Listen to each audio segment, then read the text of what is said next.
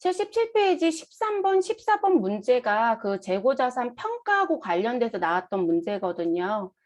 자, 문제 보시면 장부상 제품 재고액은 지금 현재 150만 원이고 실제 제품 재고액은 145만 원이다라고 얘기를 합니다. 그러면 지금 장부 금액하고 실제 금액하고 다르다는 게 구분이 되죠, 여러분? 장부상 재고는 150, 실제 재고는 145만 원.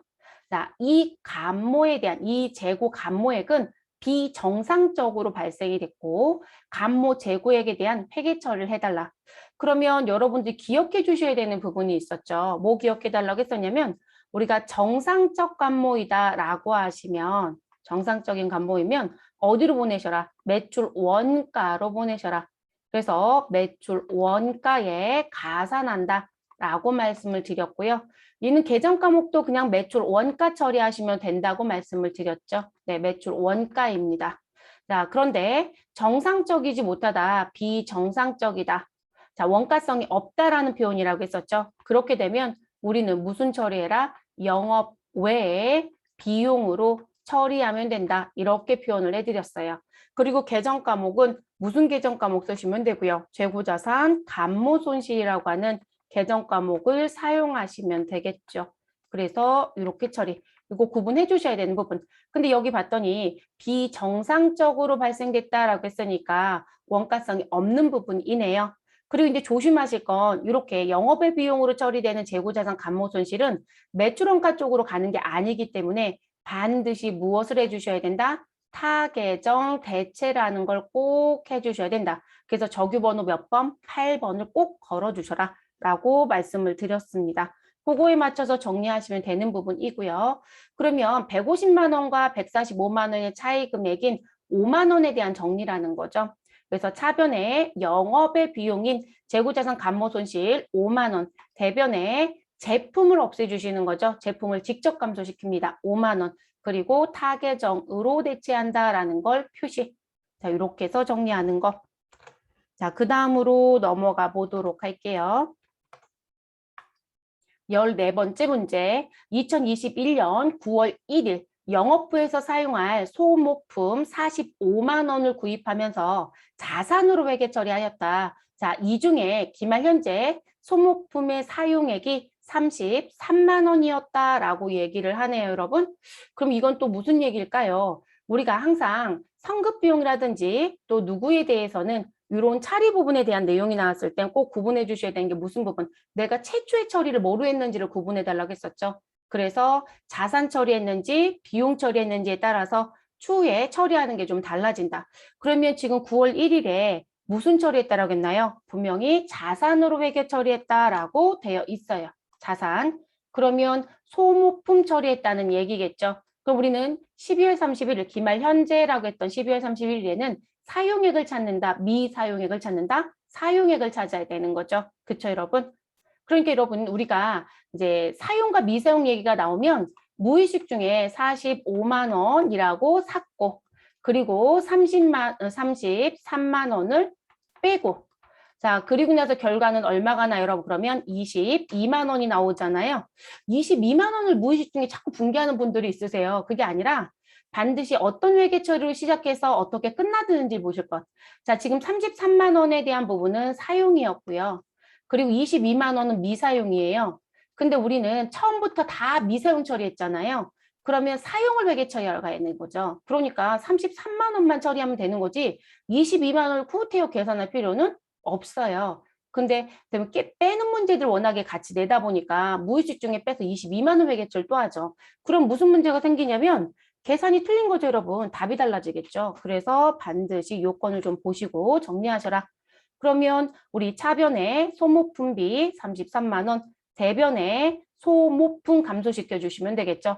요 붕괴가 나오는 이유는 우리 9월 1일 날 차변에 소모품 회계 처리를 했기 때문에 그래서 지금 요만큼 감소시켜 주시고 비용을 발생시켜 주시면 되는 부분입니다. 됐을까요? 그 내용과 관련된 부분입니다. 제가 순서를 조금 뒤바꿔 놓은 게 있어서 그냥 보여만 드리고 넘어갈게요. 자, 그 다음 14번째 문제. 자, 다음은 재고자산의 평가에 대한 설명이고요. 틀린 것은 이라고 얘기합니다. 자, 틀린 거 찾아달라고 했으니까 우리 재고자산 평가 부분에서 배웠던 거 뭐 기억하셔야 될까요? 감모 손실, 그리고 평가 손실, 그럼 회계 처리 어떻게 할 것이고 뭐 이런 얘기 했었죠. 그 내용들. 자, 재고자산의 평가 손실 충당금은 재고자산의 차감 계정으로 표시한다. 그래서 우리 재무상태표 차감 계정으로 들어온다고 말씀드렸고, 그러면 틀린 거라고 했으니까 이 부분은 맞습니다. 두 번째, 재고자산의 평가 손실은 영업의 비용으로 처리한다. 그럼 재고자산의 평가 손실은 영업의 비용이 아니라 무엇으로 처리하는 게 맞다? 매출 원가로 처리할 거죠, 여러분. 그래서 매출 원가에 가산한다고 했으니까요. 매출 원가로 처리한다. 자, 재고자산의 감모 손실이 정상적인 범위 내에 해당하는 경우에는 매출 원가에 가산한다. 그런데 정상적인 범위를 초과하는 경우에는 비정상적 감모라고 얘기한다겠죠. 그 부분은 영업의 비용으로 처리하죠. 그게 바로 아래 4번에 있네요. 재고자산의 감모 손실이 비정상적인 것으로 판단되는 경우에는 영업의 비용으로 처리한다. 그래서 틀린 것은 2번. 그 다음 문제로 넘어갈게요. 19번 문제. 자, 정상적인 원인 글씨에 표시해드렸어요. 자, 원재료에 대한 재고 감모 손실이 발생했을 경우 올바른 회계 처리는, 그러니까 우리가 이제 이해하기 가장 편한 계정 과목이 상품이어서 대부분 상품 많이 얘기하지만 원재료도 재고 자산이기 때문에 감모 손실 부분은 당연히 관리를 하셔야 되겠죠. 그럼 여러분 우리가 원재료를 어떻게 말씀드렸을까요? 원재료는 창고에 가지고 있다가 공정에 투입하면 누구로 바뀔 것이다? 생산 중입니다. 라고 하는 공정 재고인 제공품으로 바뀔 것이다.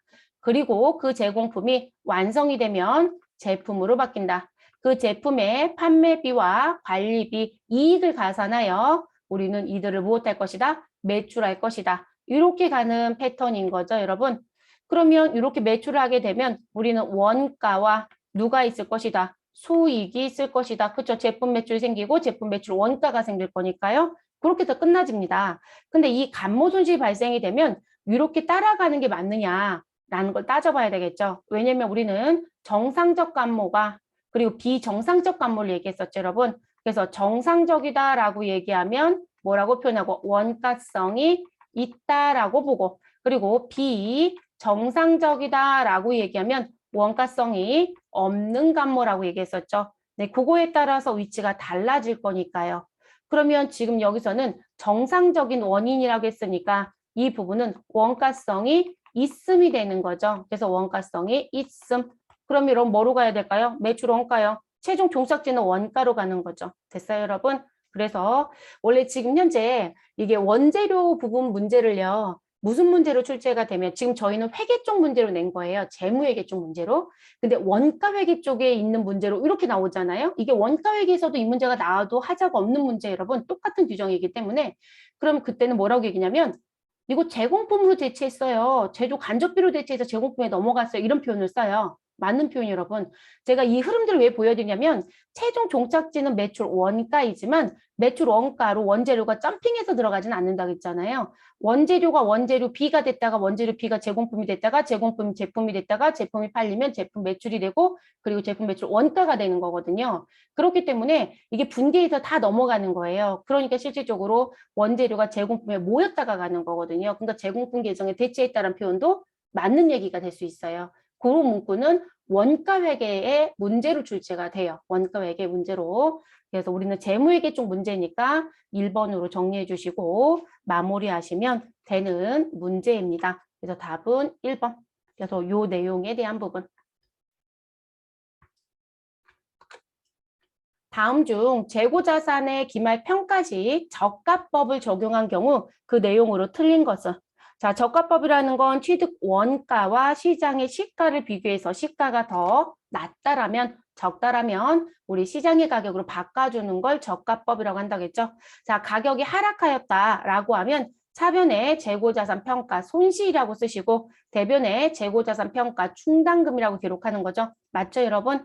자, 그리고 가격이 회복이 되면 대변에 있었던 재고자산 평가 충당금 상계 처리해 주시고 그리고 대변엔 재고자산 평가 충당금 환입이라는 개정 과목으로 들어옵니다. 다만 우리 가격이 하락했을 때 차변에 있었던 재고자산 평가 손실은 매출 원가에 가산하는 계정으로 설정해서 쓰는 거라고 말씀드렸고, 재고자산 평가 충당금 환입은 영업의 수익이 아니라 매출 원가에 무엇하는 계정, 차감하는 계정이다. 이렇게 얘기했었습니다. 네, 그래서 그렇게 간다. 재고자산 평가 충당금 환입은 벌써 나오죠, 여러분? 영업의 수익으로 분류한다고요? 아니라고요. 무엇으로요? 매출 원가에서 차감하는 것으로 정리시켜 주시라고요.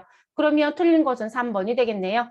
자, 재고자산 평가 충당금은 해당 재고자산에서 차감하는 형식으로 기재한다. 그래서 재고자산 평가 충당금을 뭐라고 얘기했다? 자산의 차감적 평가 계정이라고 얘기한다. 또는 자산의 차감 계정이다 라고 얘기한다. 그럼 맞는 얘기인 거죠, 여러분? 그래서 3번이 답. 그럼 배운 거 그대로 사지선다 모두 다 출제를 한 거죠.